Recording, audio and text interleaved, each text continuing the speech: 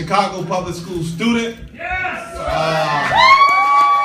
Oak Gale, Sherman, Carter, and Mollison, and Dunbar High School. I am a Chicago Public School parent. Kellogg Elementary School. I was a Chicago Public School teacher at Det Social Justice High School in Doolittle. And I am now a Chicago Public School principal. I've spent my entire life in Chicago Public Schools, and I have never seen it in worse shape than it has been under the administration of Rahm Emanuel. And so right now, before I introduce our main speaker, if I may, I am going to go on about a 5-minute anti-Rahm Emanuel rant.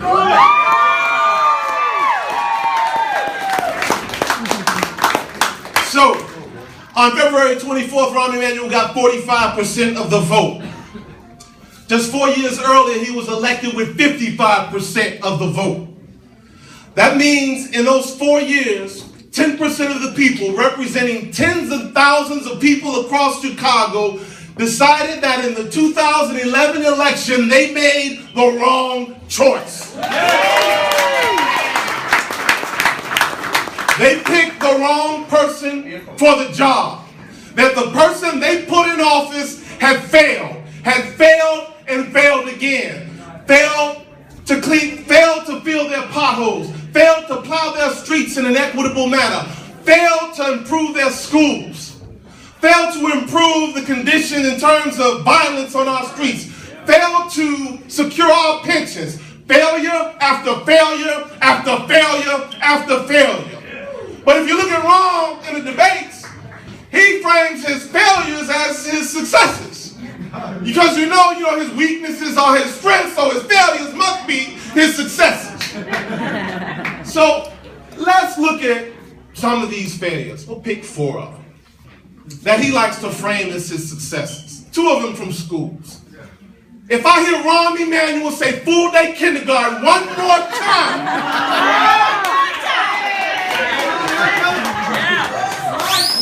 when he talks about full-day kindergarten, what he fails to tell people is that he mandated full-day kindergarten without funding full-day kindergarten. And so, principals like me and principals across the city had to increase class sizes in order to create the funds available to hire the extra kindergarten teachers. Or we had to lay off a librarian and end our library program. And so, what you have is a situation where a kid gets an extra half day of school in this first year, but he's saddled with overcrowded classrooms in the next 12. What you have is a situation where a kid gets an extra half day in his first year, but he doesn't have a librarian for the next 12. You can't feed a child well in the first year of his life and then malnourish him for the next 12 and then claim that you're doing right by that child.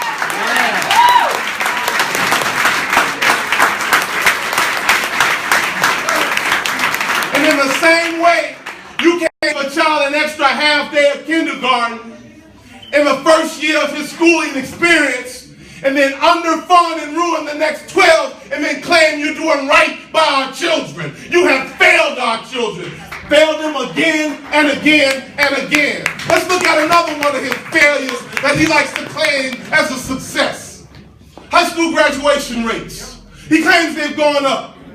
But a Catalyst and WBEZ expose has shown that they've gone up because he's classifying alternative degrees as high school diplomas, a practice that the Illinois State Board of Education has never recognized, doesn't recognize today, and CPS didn't even recognize it until Rahm Emanuel came into power.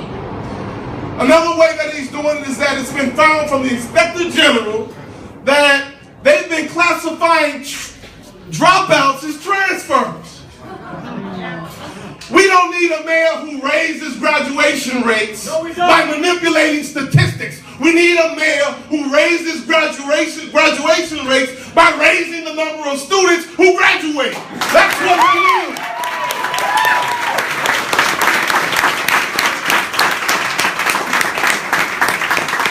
And now after 4 years, going on to the next failure, pensions. After 4 years, He wants to claim he has a plan to solve the pension crisis. He's had 4 years to do it. He's kicked the can down the road. Now he has the plan. He failed in 2011. He failed in 2012. He failed in 2013. He failed in 2014. But now if you give him 4 more years, I got a plan.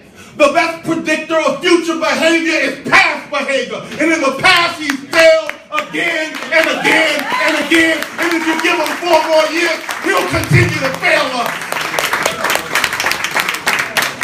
And one of the things that he does that irks me the most.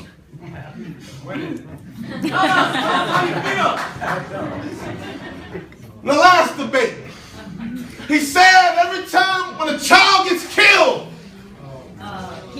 he visits the mother, the grieving mother, and comforts her.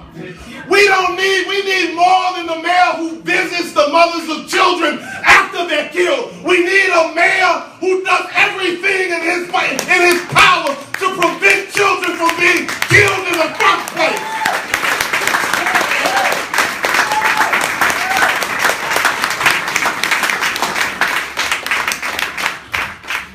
And so in 2011, we made a mistake.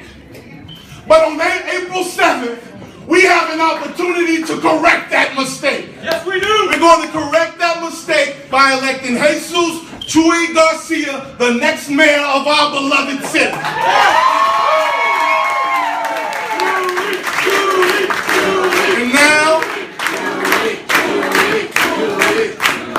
And now I want to introduce one of the first elected officials to come out in support of Jesus Chuy Garcia when everybody else was standing on the sidelines with a wait and see attitude. He stepped forward, he put his name out there, he endorsed